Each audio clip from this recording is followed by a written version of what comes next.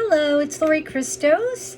I had an idea today for a video because I started working on some jewelry and I noticed that it was like sort of like a bunch of misfits that, on its own, you couldn't really use it. So I'll start with one, and I actually put this in a short because I couldn't believe how beautiful it came out. But this weekend I was antiquing with my girlfriend in Wisconsin. We went to four humongous antique malls, and I did find some cool stuff. But she gave me a bag of old jewelry of hers, and one was this pin, which is really beautiful. Let me see if there's better light there.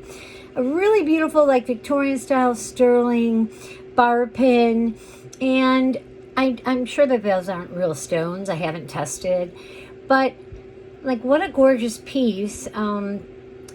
It actually was a broken pin. So what I did was just yank off the back of the pin, the couple of pieces that were stuck. And sometimes, I just use my hand sander until I get it nice and smooth. Feel it. And then I ended up buying this really cute, ornate sterling chain, like a vintage vibe in Wisconsin in an antique mall. And I thought, well, this is perfect. So I just took the two ends and hooked it on each corner. And then I'm not finished yet, so it's a work in progress. I have to basically just add,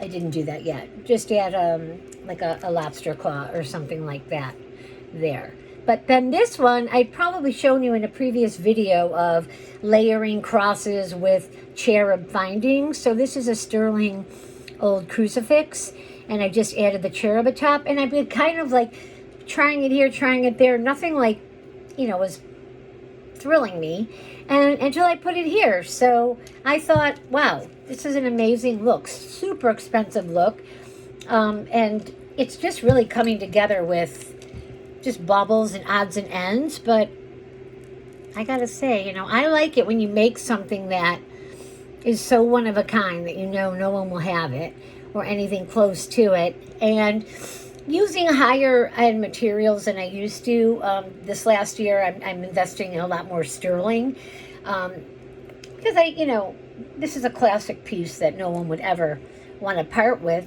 So something like this would be an amazing gift. I'm going to bring it to my show. But if you see anything here, there is an email address, madonnaandchildjewelry@aol.com, old-fashioned AOL, that you can contact me and say, hey, Lori, I love that. That would make an amazing gift. This one, we're probably looking at about, maybe for my YouTubers, about $125. I'd probably put $145 on it at my show. So I just thought it was stunning. I wanted you to see it. So the mix and match odds and end piece here would have been the pin, not the chain, and obviously not the cross. They were intact. But, don't throw things away before you take a double look and see if you can use it for something else.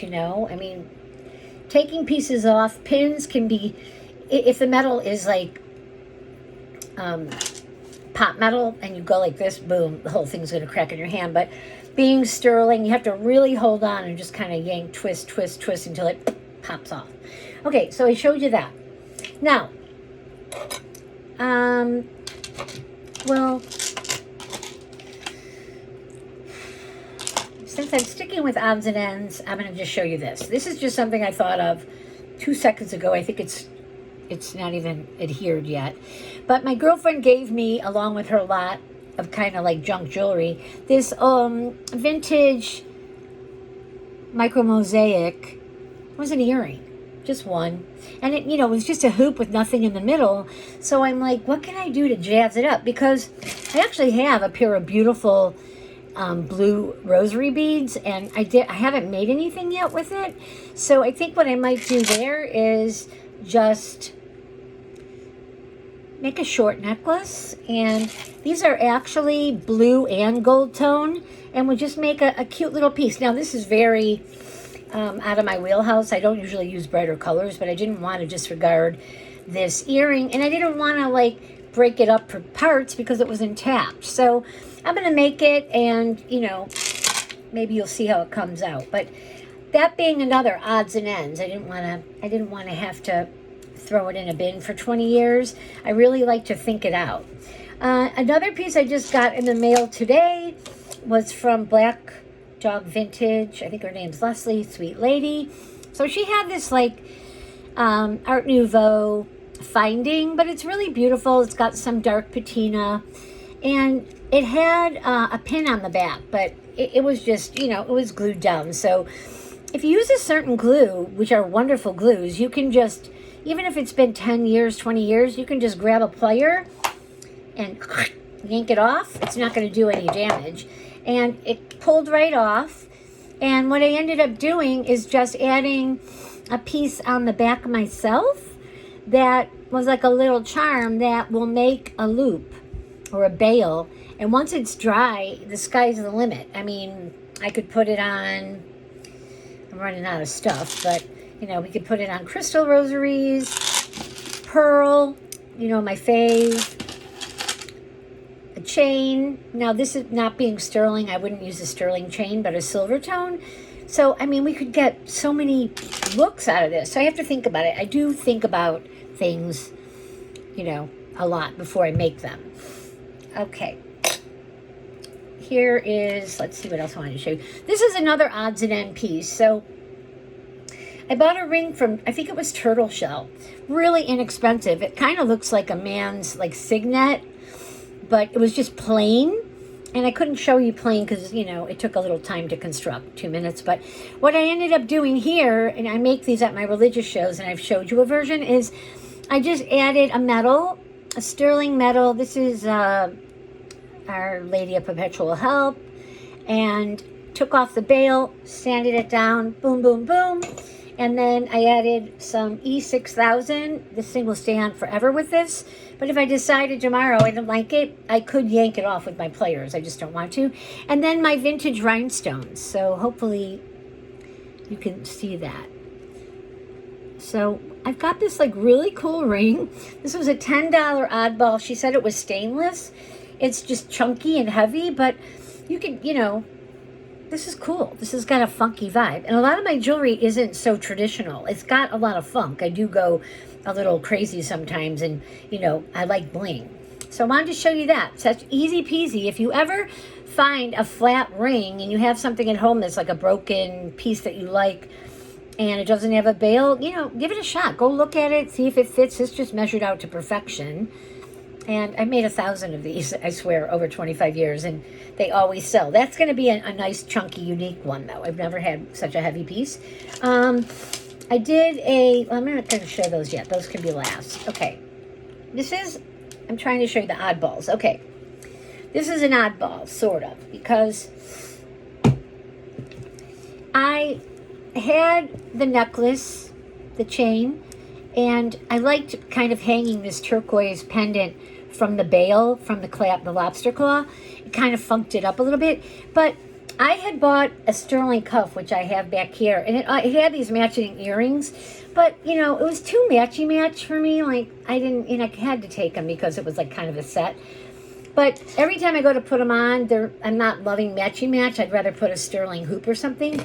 So I basically just took off the earring piece and use them as pendants. And what I love about this look is we've got right and left. So it kind of balances the whole piece. And I had it on earlier, and it was really great. So now if I wear my cuff with this, but this is actually for sale, it's not so matchy-match. It's kind of like partially matching. And because I don't love sets when it comes to, you know, newer things. I mean, I love a vintage set of something, you know, when you get the bracelet and the earrings and the pendant, the parure. But I thought this was cool. And you know what? You don't see, and I'm a charm necklace maker, so you do not see a lot of turquoise charm necklaces because they're kind of expensive. So believe you me, I'm going to Joshua Tree next week. And if I find 2 little, like, other earrings, because I actually got these that came with a pearl at the bottom. They're so beautiful. Okay, how do I show you that? I think like this. But I'm going to, wait, they're upside down.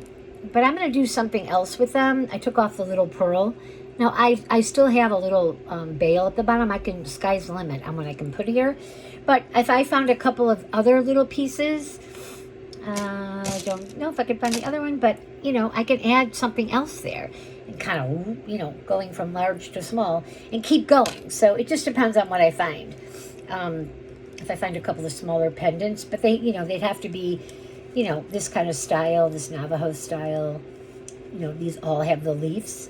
So there, I wanted to show you that because that's another thing you can do with earrings that you don't wear but you've invested a lot in.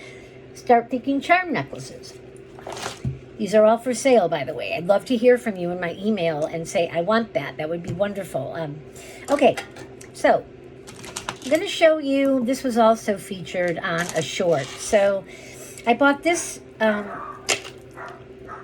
dog's barking. I bought this cross from, I paid way up because it's dropped at Gorgeous and Heavy and Solid Sterling, from Dina. That girl, Dina. Yeah, I think that, Dina Marie. And I had to have it. It's like signed in the back and super heavy, but you know, the detail with the rosettes, I'm kind of obsessed with those rosettes. And what I was showing earlier in some of my videos is if you don't have a Navajo bead, but you want that big look, that kind of bougie, expensive, solid sterling look, I put them on here for now. And for now, it gives it that look until I end up replacing it. And I can layer it with other beads that are even real sterling, and you would never tell. So this was like a $5 Napier that I put in metal darkener, and it gives me the look I want. Totally vintage style, because I'm sure this is an older cross. And Napier isn't new, but it certainly wasn't sterling. But what a look. And then one day you'll buy a beautiful pair, spend a couple $100 or $150 and yank it off. Okay, this one is so hot today. We don't have our air on because I can't decide if it's like hot or cold. This one was way paid up for. This is this Copanini, and this one is sterling. I actually got this in Florence, and it's in gorgeous shape. It's got the cherub at the bottom, and I hope you can see that if I get close, if it zooms in. All this ornate details, sterling silver cut out, very heavy piece. And in the interim, I wasn't 100% sure I wanted on these. I did buy these beads from somebody, but I buy so much I don't even remember who. But these are sterling, and there's, oh, I think it was, I don't know, Jewelry Nurse maybe, or Elizabeth K. I can't remember. But I was going to do an unboxing, but they get obnoxious. I had 10 boxes or so. So this was like almost a two-tone, like a sterling ball and then almost like a gilvery ball with an ornate, you know, cutout, like a filigree little ball. And I liked it together. You know, it was a shorter necklace, but I could change my mind easily. I could easily change my mind. But this is something that all in, sterling, this is like a $450 necklace. So if you don't want to take it from me, let me know. But I would cry. Because you got to go to Florence. But I plan on going back, so I'll just take the money that I make and go buy some more stuff. You know, that's what we do. Resellers do. Don't get too attached to anything, except for maybe your wedding ring. Okay, so that came out beautiful. So I guess that's all I'm going to show you now, and I will pop back later. I'd love to hear comments, what you thought was your favorite piece, and if you have any questions about prices or anything like that, I can work with you. This one I've shown many times. I have changed it out now maybe 3 times. I just got this chain from the lady that I bought those filigree beads, and it's major. I mean, it is just heavy. It's like a paper clip, but totally old, antique sterling, and rare. She'd never seen it before, and neither have I. And of course I hung my favorite piece of all time, which is my keeper, there. So now I like it better because I had it on like a long sterling 30-incher, but this one is like lays at the perfect spot, looks totally like it was bought together, and bougie, all sterling. This has got a value of at least $500, so I'm hanging on to it for now. So hi and bye. Let me know what you thought on my pieces. Thank you. And watch my new shorts. There's some cool stuff in there. Bye.